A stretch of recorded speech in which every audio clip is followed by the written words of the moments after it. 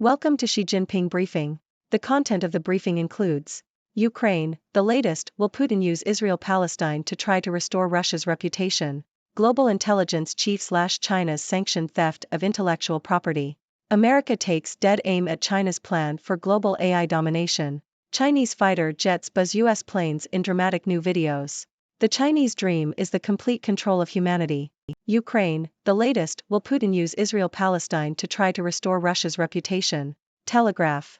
Russian President Vladimir Putin has visited China for the first time since the Ukraine invasion, signaling a thawing of relations between the two countries. Putin is attending a forum for China's Belt and Road Initiative, where he is looking to bolster Russia's relationship with China. It is expected that Putin and Chinese President Xi Jinping will discuss the conflict in the Middle East during their meeting, following Putin's recent conversation with Israeli Prime Minister Benjamin Netanyahu. This visit is part of Russia's wider strategy to restore its reputation and present itself as a country that cares about humanitarian issues. Global intelligence chief/China's sanctioned theft of intellectual property. The Sydney Morning Herald. China's intellectual property theft is the most sophisticated program in history, according to intelligence chiefs from Australia and other countries in the Five Eyes Alliance. The comments were made during a joint appearance by the intelligence leaders in Palo Alto, California. The Five Eyes Alliance, which includes the US, the UK, Canada, New Zealand and Australia, was created after World War II to share intelligence and coordinate security efforts. The intelligence leaders warned that China's espionage activities require an unprecedented global response. America takes dead aim at China's plan for global AI domination. Telegraph. The US is set to tighten controls on advanced chips and supercomputing technology in a move that will split the world into two camps, the US sphere and the Chinese sphere. The restrictions will widen the technological gap between cutting-edge chips and what China is allowed to buy, according to Capital Economics. The US has already imposed restrictions on chip exports to China, and now the Departments of State, Defense, Commerce and Energy have agreed to a tougher regime. The move comes as Nvidia plans to roll out a new chip next year that will be 3 times faster than current models. China's champion semiconductor firm, SMIC, has developed chips down to 7 nanometers for Huawei's new smartphone, but it still lacks the lithography needed to master miniaturization below 7 nanometers. It will take years for China to develop its own extreme ultraviolet lithography capability needed to match Nvidia's 4 nanometers AI chips. Chinese fighter jets buzz US planes in dramatic new videos. Washington Post. The Chinese military has conducted more than 180 risky intercepts of US surveillance aircraft in the Pacific in the past 2 years, more than in the previous decade, according to the Pentagon. Chinese fighter pilots have flown within 15 feet of US jets, discharged chaff and made obscene gestures in an effort to intimidate US forces. Close encounters with allies and partners bring the total to nearly 300. The US has described the behavior as harassment that could lead to a misjudgment and a collision. The Chinese military has grown in strength over the past 10 years, coinciding with President Xi Jinping's rise to power and a more aggressive foreign policy. The Chinese dream is the complete control of humanity. Telegraph. China's support for Hamas in the Israel-Palestine conflict is part of its larger strategy to disrupt and undermine the international system, according to Mark Halperin in the New York Post. Although China's support for Hamas is often viewed as a tactical move to boost its reputation among developing nations, Halperin argues that China's ultimate goal is to impose its imperial-era system and establish Chinese rule worldwide. He highlights China's support for other aggressors, such as Russia, as evidence of its malevolent intentions. Putin begins first visit to China since Russia's invasion of Ukraine. Diplomat. Russian President Vladimir Putin has arrived in Beijing, where he will attend the Belt and Road Forum. The summit will mark 10 years since Chinese President Xi Jinping first announced the Belt and Road Initiative. The program has been criticized for leaving countries in heavy debt to China, but has also been praised for bringing development to neglected areas. Putin's visit to Beijing will also include talks on Belt and Road-related projects and discussions on growing economic ties between Russia and China. Russia's Putin upbeat on power of Siberia 2 gas pipeline to China. Reuters. Russian President Vladimir Putin expressed optimism that the Power of Siberia 2 pipeline project, which aims to bring Russian gas to China via Mongolia, will make progress at a good pace. Russia has been increasing energy supplies to China amid economic sanctions imposed by the West over its actions in Ukraine. The Power of Siberia pipeline already supplies natural gas to China, and Russia hopes to secure a major deal to bring an additional 50 billion cubic meters of gas per year via Power of Siberia 2. While the talks have been lengthy and challenging, Putin believes all parties want to participate and work on the project. The Kremlin does not expect any oil or gas deals to be finalized during Putin's visit to China. The Power of Siberia pipeline started supplying gas to China in 2019 and is expected to supply 38 billion cubic meters per year by 2025 under a 30-year contract worth over $400 billion. U.S. should be peacemaker between Beijing and Taipei, Ma Ying-jeou says. South China Morning Post. Former Taiwanese President Ma Ying-jeou has called for the United States to act as a mediator between Taiwan and China to prevent further confrontation and conflict. Ma suggested that dialogue between the two sides, facilitated by the U.S., would help ease tensions and avoid the risk of Taiwan becoming the next Ukraine. He proposed that Taiwan return to the 1992 consensus and seek cross-strait mutual trust through peace talks. While Ma's remarks were criticized by Taiwan's ruling Democratic Progressive Party, he argued that cross-strait peace would only be possible if the 1992 consensus was accepted. U.S. tightens China's access to advanced chips for artificial intelligence. New York Times. The Biden administration has introduced stricter limits on the export of advanced semiconductors to China, building on restrictions that were issued in October 2020.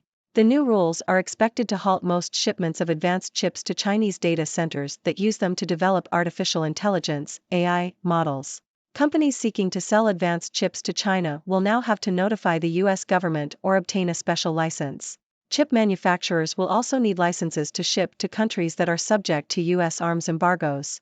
The Biden administration argues that China's access to advanced technology could aid the Chinese military in tasks such as guiding hypersonic missiles and cracking U.S. codes.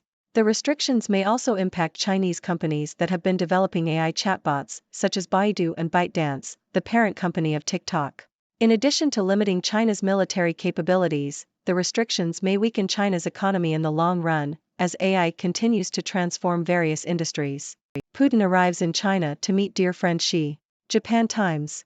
Russian President Vladimir Putin arrived in China to meet with Chinese President Xi Jinping and strengthen their relationship.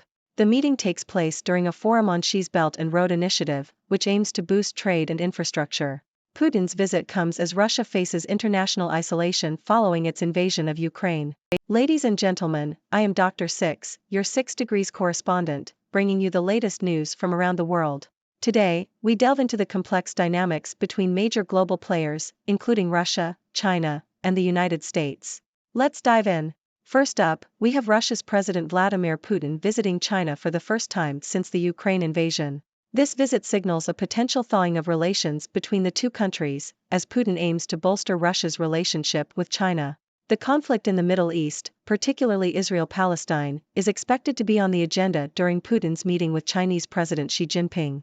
Could Putin use this opportunity to restore Russia's reputation on the global stage? Only time will tell. Moving on, we have the Five Eyes Alliance, which includes the US, the UK, Canada, New Zealand, and Australia, lashing out at China's sophisticated program of intellectual property theft. The alliance's intelligence chiefs have called for an unprecedented global response to China's espionage activities.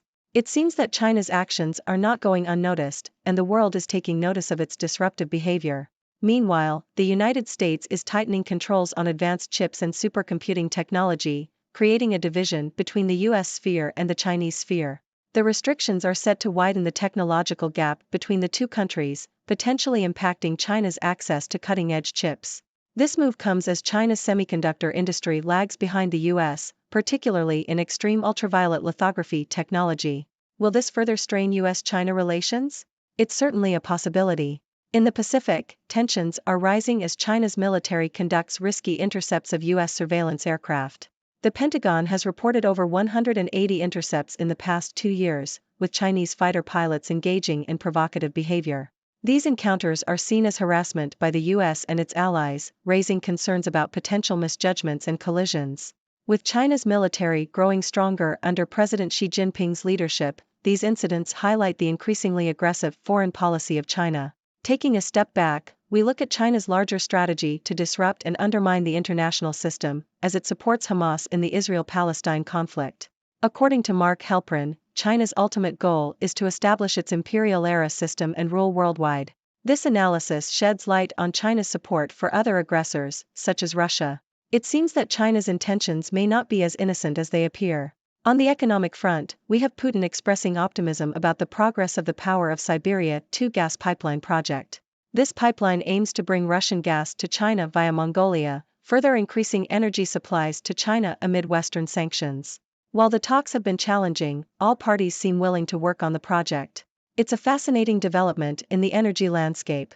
Lastly, former Taiwanese President Ma Ying-jeou has called for the United States to act as a mediator between Taiwan and China to prevent further confrontation. He suggests a dialogue facilitated by the U.S., aimed at easing tensions and avoiding a situation similar to Ukraine. Ma's proposal, however, has garnered criticism from Taiwan's ruling party. The question remains, can cross-strait peace be achieved through mutual trust and dialogue? In conclusion, the world stage is witnessing complex dynamics between major players. Russia is seeking to restore its reputation, China's actions are being scrutinized, and the US is tightening its grip on advanced technology. Tensions between China and the US continue to rise, while global alliances contemplate how to respond to China's disruptive behavior. It's a delicate balancing act with high stakes. Now it's your turn, dear viewers. What are your thoughts on these developments? Do you have any questions for me? Don't be shy, join the discussion and let your voices be heard. Together, we can make sense of this ever-changing world. Thank you for tuning in. The content above showcases the latest briefing reports and analytical synopses, thoughtfully curated by the 6Do team. These insights stem from a wide array of reputable media outlets, think tanks, government sources, and specialized experts worldwide. We encourage you to explore these sources for a comprehensive perspective.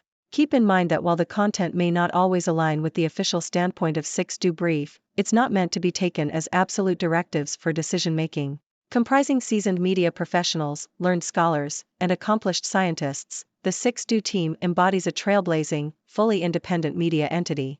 To customize 6Do Brief to meet your professional needs, you have the option to subscribe to a diverse array of briefings on our website, 6dobrief.com. Regardless of your location, you can conveniently receive 6Do Brief via email.